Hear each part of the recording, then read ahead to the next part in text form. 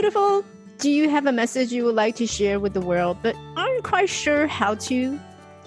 Are you a woman coach who is trying so hard to get out there to the world so the clients can find you?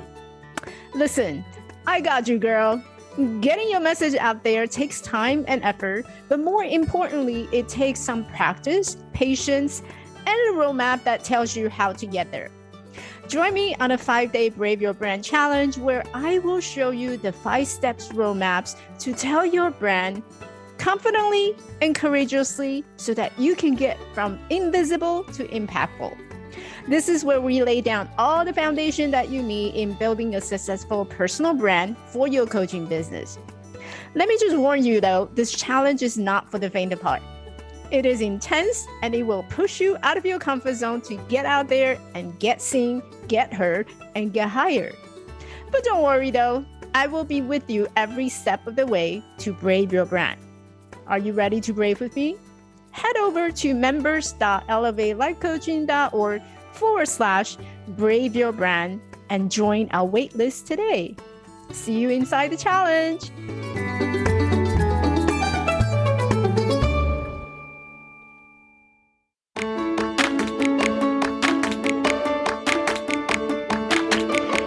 Welcome to my podcast. This is a podcast where I bring you inspirational stories on business and mindset to help you courageously and confidently achieve success beyond anything that you dream possible. I'm your host, Michelle Quay. I'm a visibility confidence coach and the founder of Elevate Life Coaching.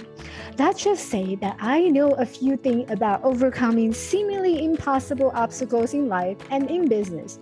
My goal is to get you out there in your world so that you can stop playing small. Welcome to the show.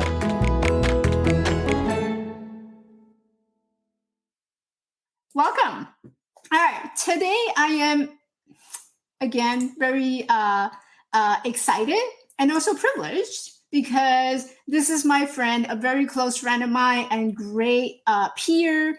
There's so many things about Helen that I just cannot say enough about her. And maybe you're joining me today from LinkedIn, from YouTube, wherever you are in the world. I know that there's a lot of us feeling a lot of like, when is this ever going to stop?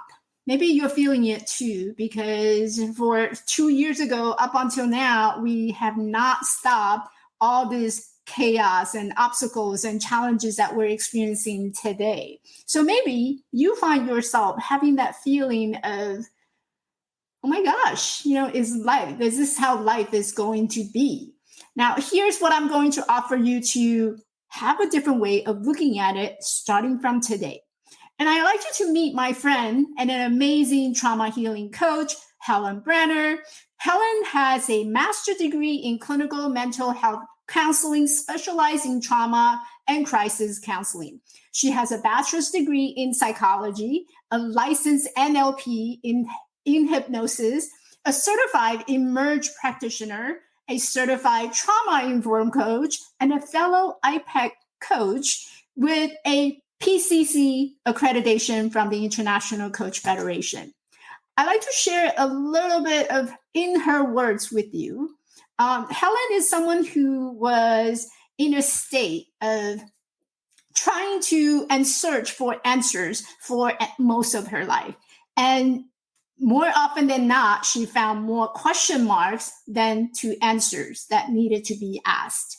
She spent a great part of her adult life in the state of surviving after having experienced years of childhood sexual abuse and childhood bullying by both classmates and teachers. She had no idea who she was or what she wanted, or if she even allowed to have what she wanted in the first place. That moment of, do I really deserve what I want? And is the universe actually permitting me to ask for it? Today, she's an inspiring coach to her clients who she's working with, as well as to other women coaches who's struggling to put themselves out there into the world to share a trauma surviving story. I know I've shared multiple conversations with Helen where, when you're having that heavy trauma experience, it's rather difficult to be vulnerable enough that now you are here sharing and opening up your business. It's difficult to talk about some of the experiences that we went through. So please join me with a warm welcome, Helen Brenner. Wow. That's awesome. Thank you so much for that wonderful introduction. I'm all beaming over here. I was hoping that you won't break down in tears. Like as I look back our friendship and all the years that we've been together, I think I came across you and your profile when it was just very random. I don't even remember exactly how we met, but like through the years, I've heard so much of your amazing story and that struggle of not being able to head out and spreading the message and something that you were really passionate about. That was really something that was holding you back for all this year. Yeah. And you're bringing my tears in my eye right now. Yeah, listening to my story kind of brings tears to my eyes too. And it's kind of funny. Yeah. So I think, that's unpacked from the beginning. What made you decide that coaching was the thing for you? I heard about coaching. It was before I went and pursued my bachelor's in psychology, which I started at 43, by the way. And I had heard about coaching, but I think that I just didn't feel it legitimate. Like, oh, what is that? There's no degree with it, whatever. It was the back of my mind.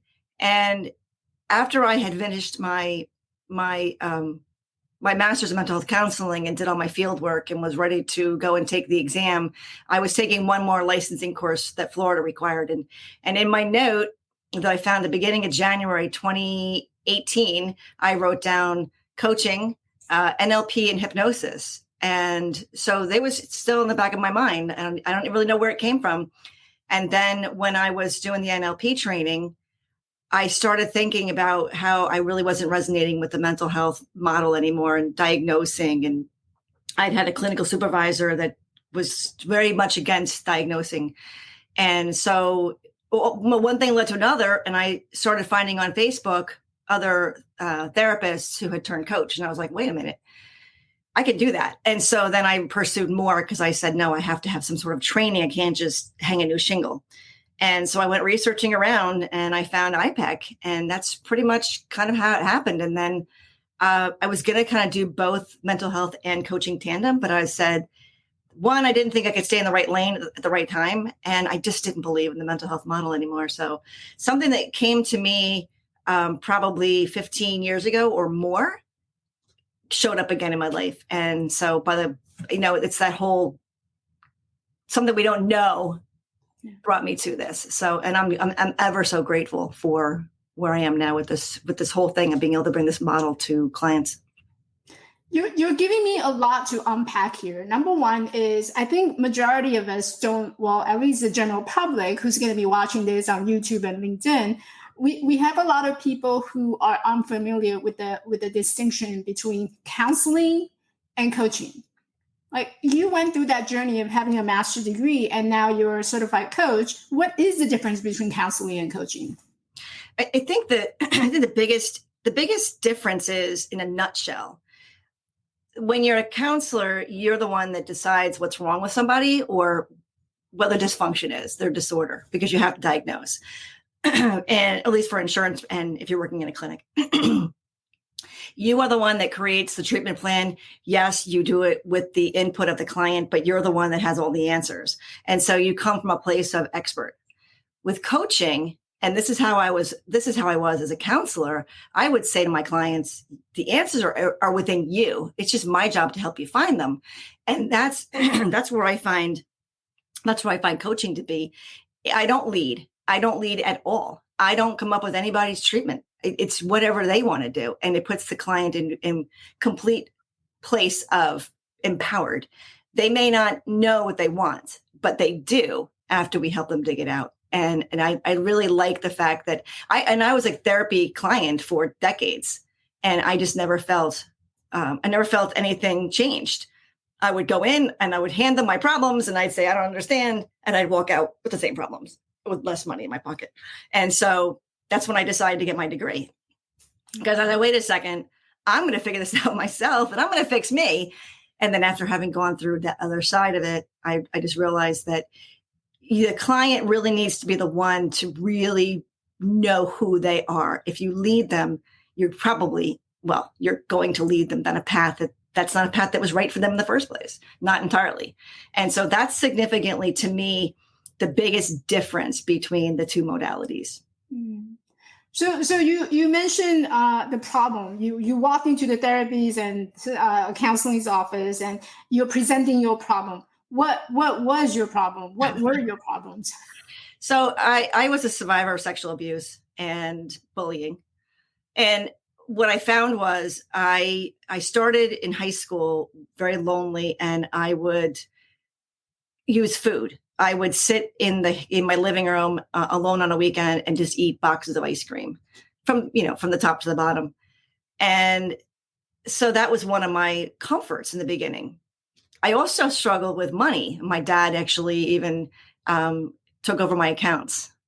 And this is all happening before I was 19. And, the whole eating the ice cream was 16 actually. And so I knew that I was self-harming. I was reaching out for someone to save me. And I look back, I just needed someone to stop this behavior. So I know now what I was doing was creating patterns for myself, and the patterns of the money. Probably it was a lot of holding on to the money, not wanting to give it up, because I noticed later in my career, I didn't want to take vacation days, because once I took it, I no longer had that vacation day. So there became some sort of a control. But back then I would say, I'm harming myself with food.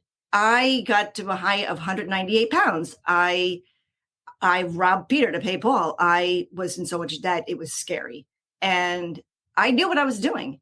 And I would say, I know what I'm doing.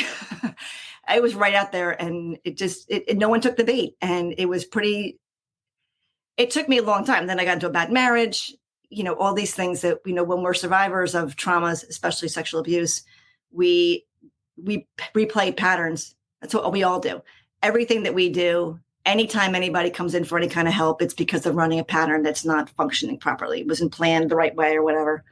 And so people come into coaching for the same thing. Nobody comes into anything like this saying, oh, I feel great.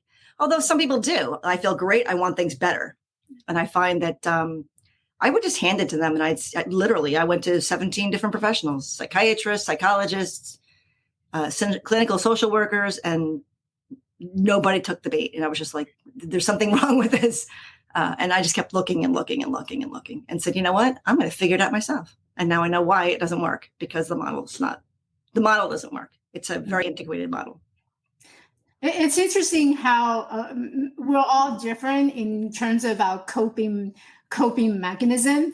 For you, it was like eating ice cream. Like, who know that eating ice cream would be a pattern, right? To be picked up, to notice how you're escaping things, how you're escaping or coping things.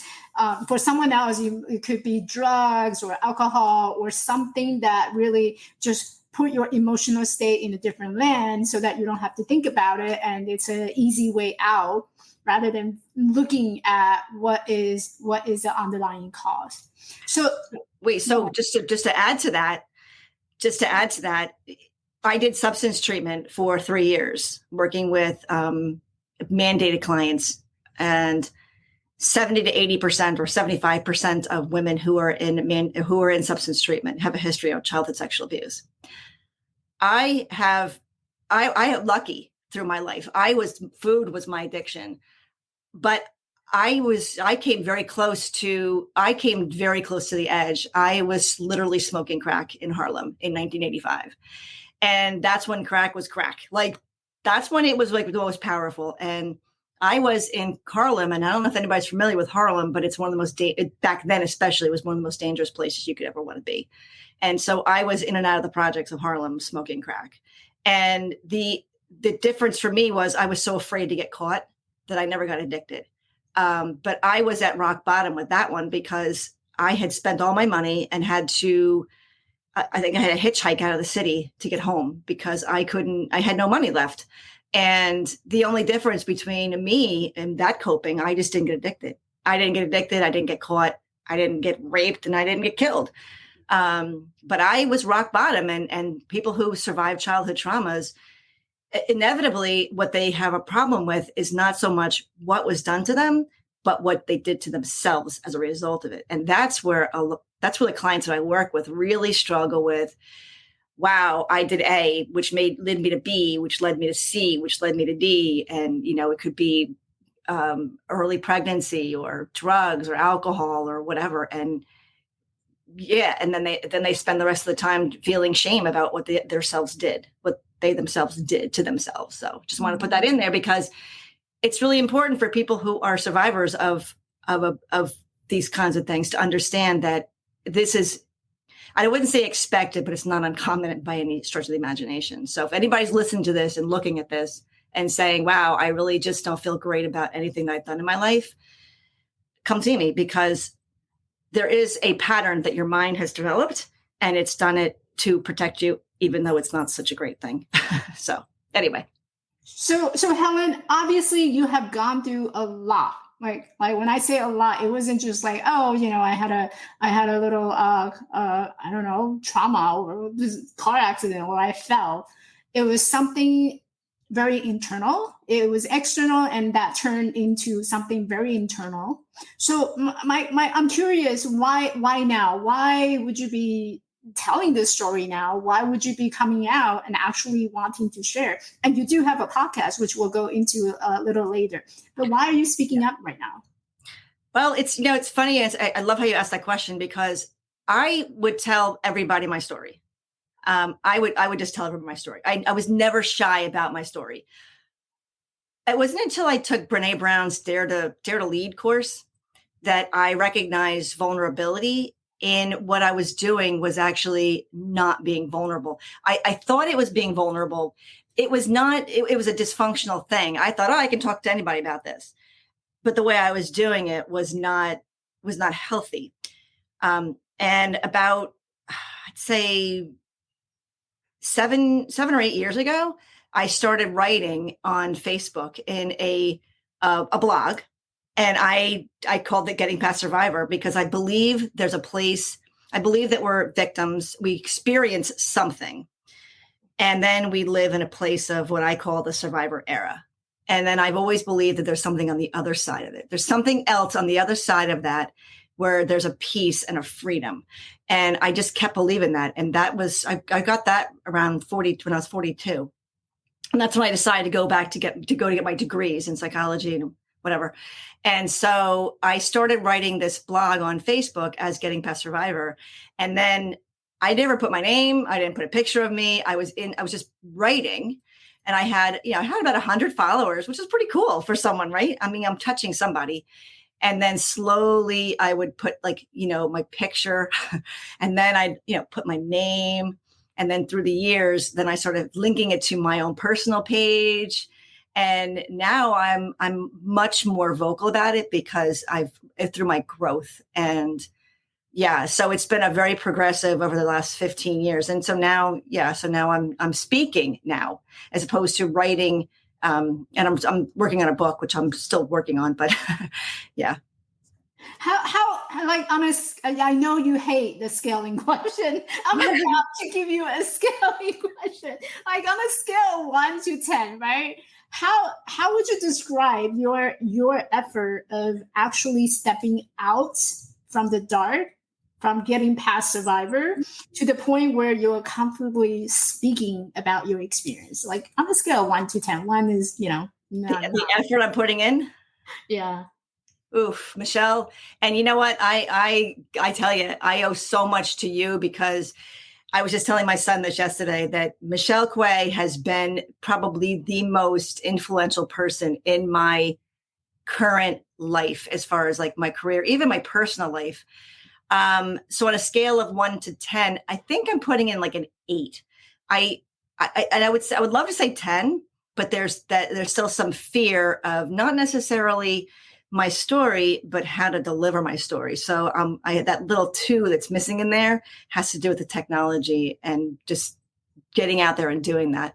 I feel my energy is a 10. My effort is an 8, but my energy behind this is a 10. And it's been a 10 this healing has been a 10 for as long as I can remember. I mean, the first time I went to see somebody, I was 17. I just mistakenly told my parents what happened to me. And they took me to a person to talk to. And that put the bug in my ear that there's someone out there that can help you. And I was 17 years old. And even before that, I would ask friends, like, did anybody experience this?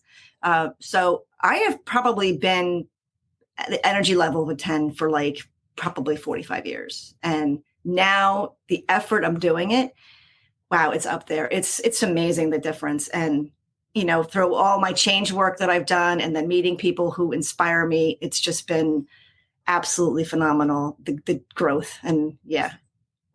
And I just really want to point out to the audience that one of the things that you may not see Helen been doing like right here on the screen, but what she did was phenomenal. Like, this is a woman who did not know much about technology, and she's not very tech savvy. And here she is. She actually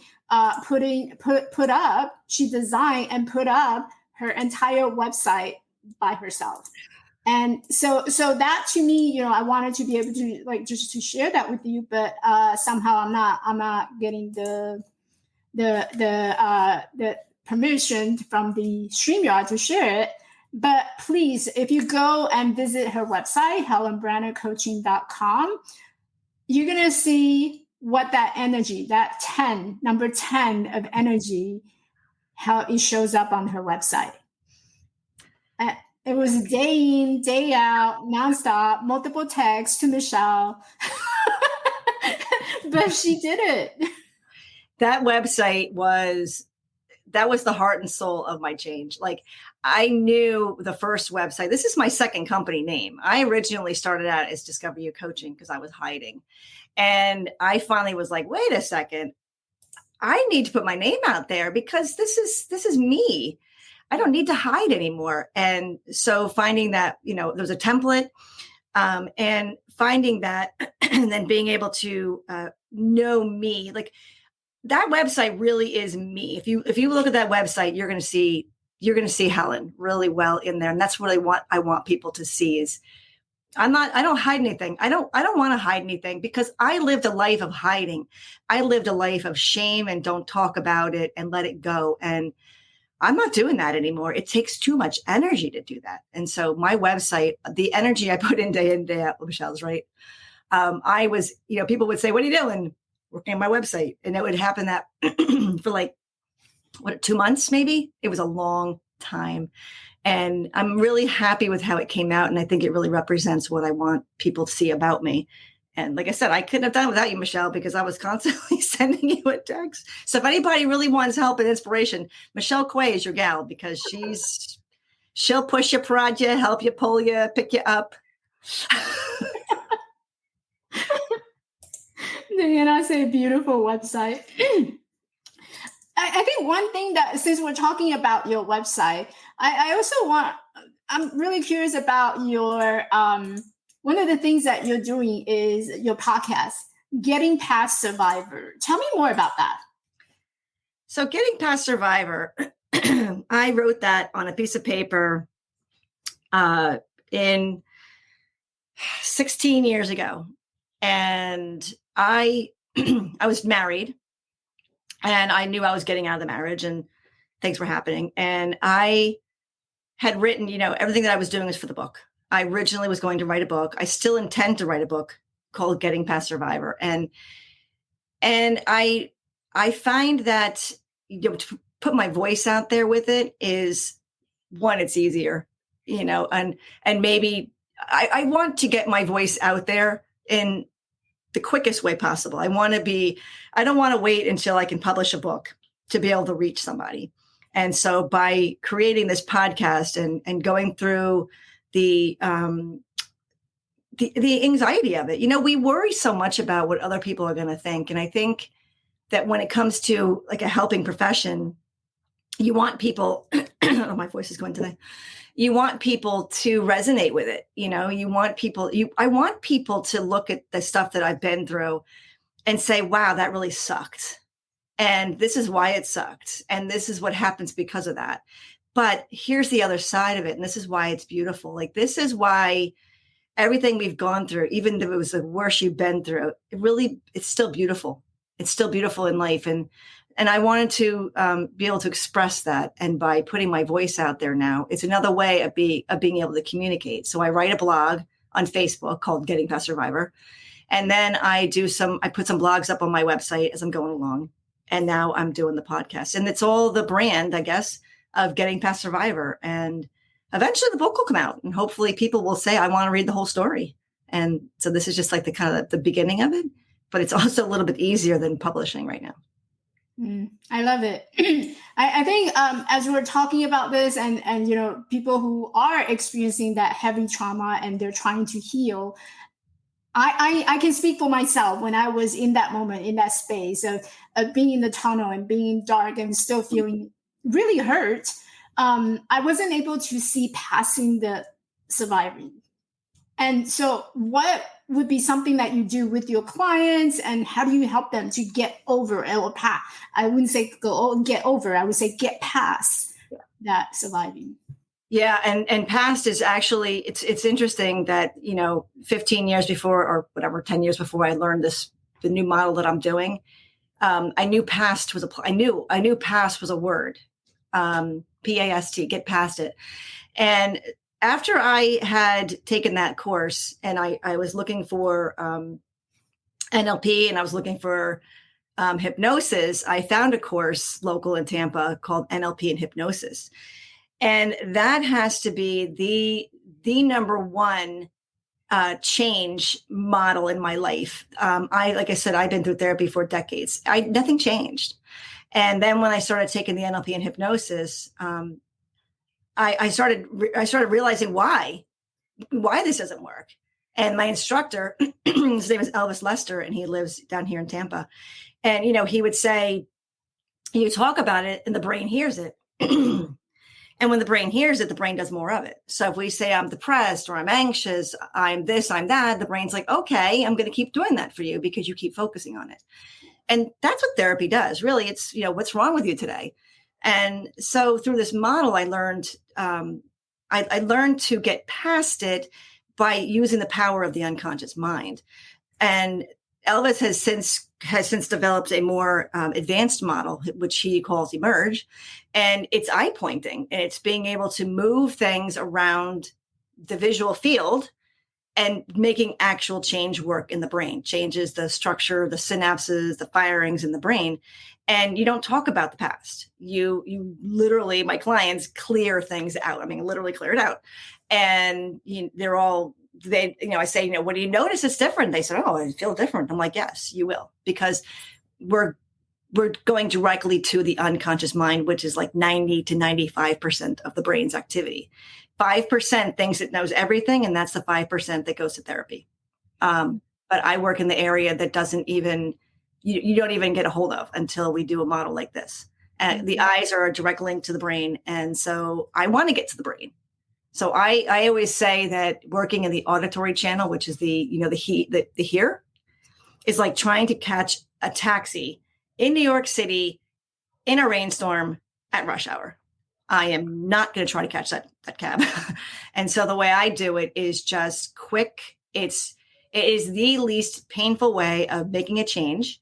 And it's the most powerful thing I've ever experienced. And I personally have experienced clearing my childhood events, my childhood feelings, the shame, the guilt, the fears. And then my fiance passed away 4 years ago. That was the beginning. That was like all happening at the same time. And, I can talk about him. I still cry. I will always love him, but I'm not living in that. I'm not living in that grief anymore. I'm not living in that past anymore. And this is the most amazing model I've ever seen. And I think everybody who does any kind of mental work should know something like this. It's absolutely 1000% powerful.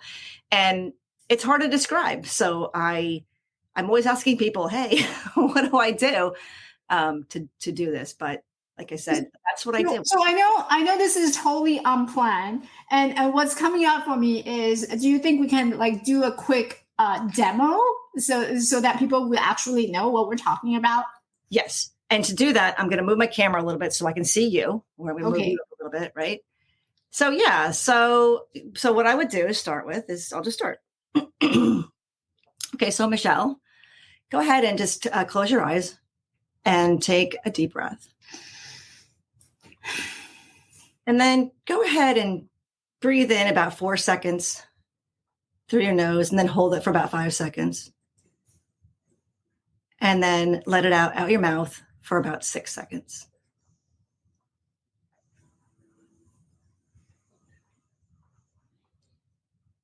And then when you get to the bottom, hold it and then go back around that box again.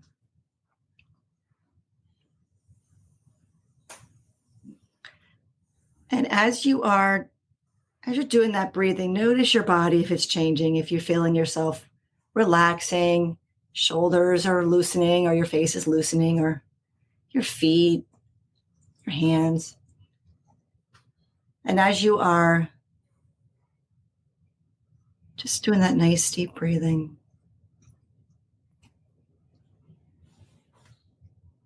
just allow your mind to think about things that might be bothering you, whatever your mind wants to show up right now, whether it's something you might see in your mind's eye or hear, like a voice or sounds, or something you might feel in your body. So as you're breathing, just let anything come through that your mind wants to share with you.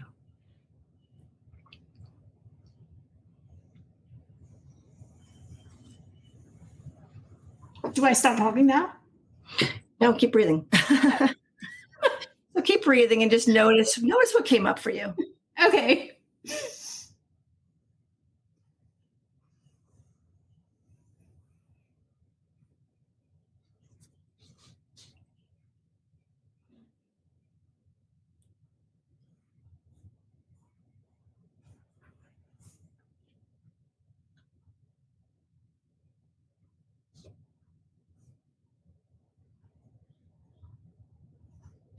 Anything you might see, anything you might hear, or anything you might feel.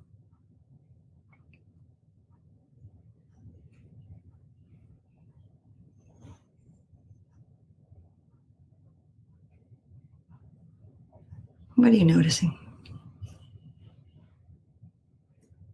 I'm noticing this agitation. Okay. And where is it showing up for you? It's showing up in my chest. Okay. So go ahead and use your left hand and reach into your chest. Just touch your chest where you're feeling that.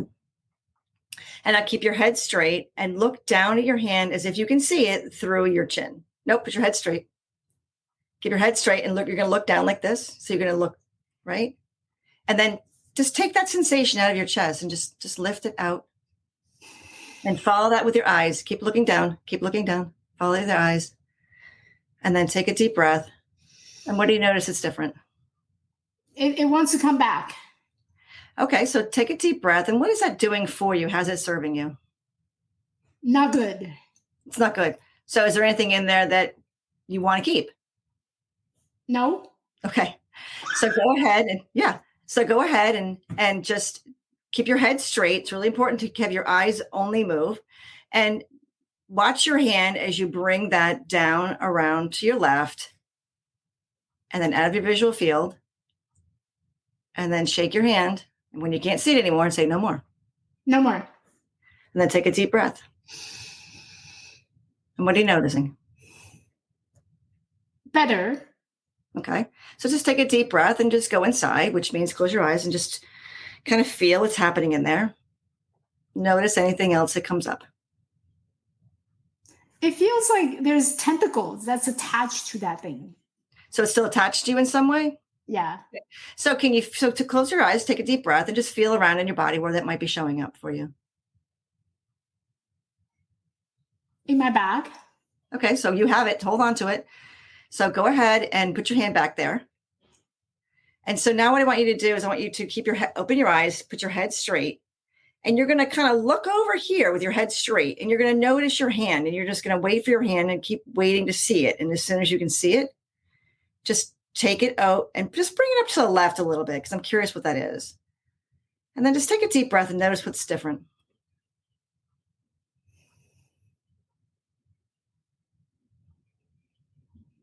Lighter. Okay. And so now just take a deep breath and look over at your left hand and just notice what that's meaning for you. What is your brain sharing with you or showing you? It's a black cloud. It's a black cloud. Mm-hmm. If you were to take your right hand and just kind of pull it apart a little bit, just kind of like go like this a little bit. Take a deep breath. What do you notice that's happening while you're doing that? It's fluffy. So things start to crumbling apart. Okay. So is there anything inside that cloud? Has it changed? It's still the same? It's still the same. Okay. But like there's nothing inside. It's more like kind of like cotton. Like if you take out the pillows and there's cotton inside, so you pull it apart, there's nothing inside, but there's like patterns. Okay. And so you looked over to your right. Take a deep breath and look to your right. What do you notice when you look over there? Thinking my thoughts. Okay. And are you seeing them, hearing them, or feeling them over there? Seeing them. Okay. So go ahead and just reach out with your right hand, keep your head straight, and move your eyes to your hand and have your hand come around and bring that out in front of you. And then go ahead and take a deep breath. And what do you notice is different? This one is white. Okay. And so look at between the two of them. What do you notice that's different about them? What are you now noticing about them? This is heavier, and that one just sits there. Okay. Which one is serving you better? This one. Okay. So go ahead and just reach out with your left hand and just kind of keep your head straight, eyes on your hand, and sweep the field on the left and just bring that out of your visual field and shake your hand and say no more. No more. And take a deep breath. And now what do you notice is different? I'm still holding on, holding on to the cloud. Yeah. So what do you notice different about that cloud? You're holding it differently. Yeah, I'm grabbing it now. Yeah. So take a deep breath and just kind of look at your hand and notice what it's telling you. What is that representing for you?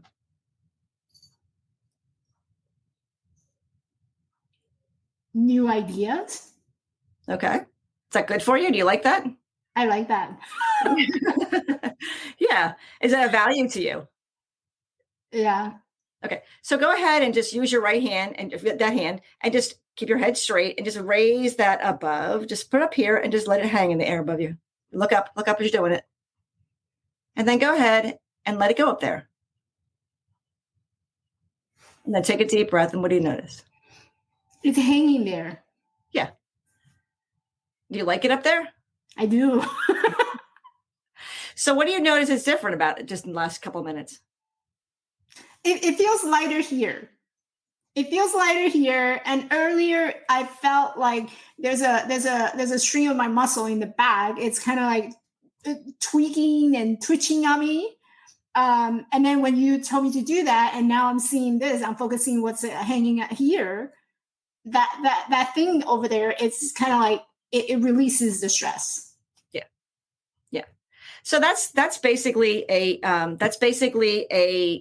very quick demonstration of being able to. So the brain is nothing but chemical reactions, right? And so what we see is all it's all imagined. It's not really there, but what it represents comes out in words. People say, "Oh, I feel blank" or whatever. And so to be able to do this, you were able to move out something that we don't know what it was. We could have gotten some more information, and we would have gone further with this because I would have taken the ideas and forwarded the action for you. Okay, what are those ideas doing for you? And maybe more about the black cloud, because all these things are representative of the patterns your mind has developed in order to serve you. And when I say serve you, everything the brain does, it does for positive intent, even if it's eating yourself to 300 pounds. it's doing it for comfort, or it's doing it for self-protection. It's doing it in something that it thinks you need. And so what I do with this model is I move out what you don't need and I bring in what you do need. And we do it without actually, we talk. There's some things that come up. I mean, I'm not saying my clients sit in silence at all, although one sat in silence for 3 sessions, which was pretty funny. Very big change work, but never gave me any story. I don't need the story. I just need to see the client needs to get the visual. Anything, we can pull things out and hear. And so, yeah, it's a very powerful thing. So that, which is a very quick demonstration of how it, one, changes the kinesthetic, which is the feeling reaction to what we're experiencing, which is why people go and use alcohol and drugs and sex and working hard and all kinds of stuff they do, because they don't want to feel things anymore. And so I do it and I quickly break the connection to the feeling so they can get information about what it's doing for them. And then if they want to keep it, they might want to keep parts of it. And then they literally discard the rest. So that's how that works. It's very interesting. And as you're walking me through this, you didn't put any words in my mouth. You didn't put any story into what I was seeing, how I was feeling. You kind of just sat there, observed, and you gave me that space and room to describe what I was seeing. And our mind is really just this beautiful creation that the universe giving to us. We have the ability to think thoughts and create these visuals, and that also translates to movements. So even though I'm going through like all these motion, but in my mind, I'm like, I have this visual of like literally the black cloud versus the white cloud, and the white cloud really, it was heavier than the dark cloud. And that's something that I don't need anymore. And this is what I'm having right here, hanging my new ideas. Right. Yeah. So for me, I don't really see visuals. When I first started doing this, I felt really, again, the shame came in and I was like, oh my God, I don't see anything. I never see anything. And then finally, Elvis is like, yeah, but as a survivor of trauma, your brain has been very, very, very well tuned to not letting you see things. And so a visual that might come to my eyes, or to my mind, I should say, goes so quickly that I didn't even know it's there. And so my body communicates to me through the kinesthetic. I get feelings back, mostly in the back of my legs. And that's my, if you're an iPEC person, my level 1, where I want to just help us, I want to hide. I want to just get into a bowl and hide. And so other people, they get auditory. So I'm always taking things out of their head, taking things out. Some people get a lot in their chest. Some people get it in their back. It's all how the body presents it to them, where it's living it in there. And so when you look at your body and you're like, oh my God, I always have an upset stomach. I always had an upset stomach when I was growing up. Mm-hmm. I can't tell you how many times my mother wrote a note to school, and then I ended up writing a note to school because I forged her signature with an upset stomach. And upset stomach was the kinesthetic response to what was happening with me. I wasn't a sickly person. I just that's how the kinesthetic response was in me. And so when you look at your life and you look at your body and you do a visual, an auditory, and a kinesthetic, notice what comes up for you, because that's how your body's talking to you. That's what the book is called. That one book is called The Body Keeps the Score.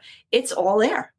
And so for you, you're a very visual person. So yours comes out very visually.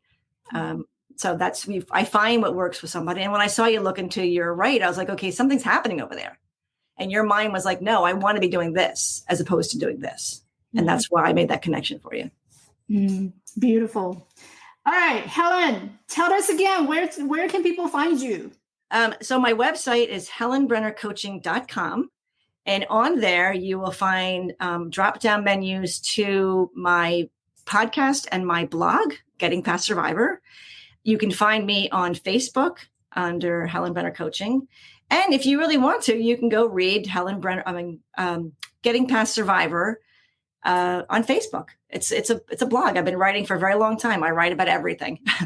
And I share stuff. I share me. I am not afraid to talk about anything because my sexual abuse affected every part of my wheel of life. And so just getting past survivor is really where that's really where I'm doing it. I'm also on Instagram now too. I made my first reel yesterday and I was very excited about that. Thank you, Nimi. And so, yeah, so that's also Helen Brenner Coaching. So it's either Helen Brenner Coaching or Getting Past Survivor on Facebook. Yeah.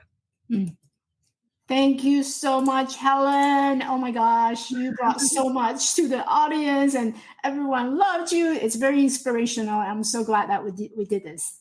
I am too, Michelle. I mean, I really enjoy, now having platforms to be able to talk about this stuff because I speak for those who can't. I was shut up for so long or shut down for so long. And I know so many people. I'm an admin of 2 survivor groups, child abuse and childhood sexual abuse. And people are just shutting us up all over the place. And I refuse to do that. I am speaking for everybody who can't speak for themselves. And so I will give me your hand and I will guide you down the path because nobody needs to suffer a minute longer than they have to. So my dedication. Here's my t-shirt for you. Go be brave. Yeah. Thank you so much, Helen. Thank you, Michelle. I'm gonna put you to the backstage so we can chat in a little bit. I do have a comment here. Diana says, "Thank you so much for the openness." And we had a Facebook user who said that was great demonstration. We appreciate you. Thank you. I appreciate that. Okay. I'll see you in a bit. Okay. Bye. Hey, beautiful. Thanks for listening. Ever feel like you are out in the battle by yourself in this world? I know I did. If you found values from this podcast and you are a woman coach who is ready to launch your coaching career and looking for strategies to get seen, get heard, and get hired, I want to invite you to check out additional resources in launching your coaching business by visiting my website at elevatelifecoaching.org. This show is made possible by listeners like you. I would love for you to support me by subscribing to the podcast on your favorite platform. And don't forget to give me a thumbs up and a heartfelt review. See you at my next tea party. Bye now.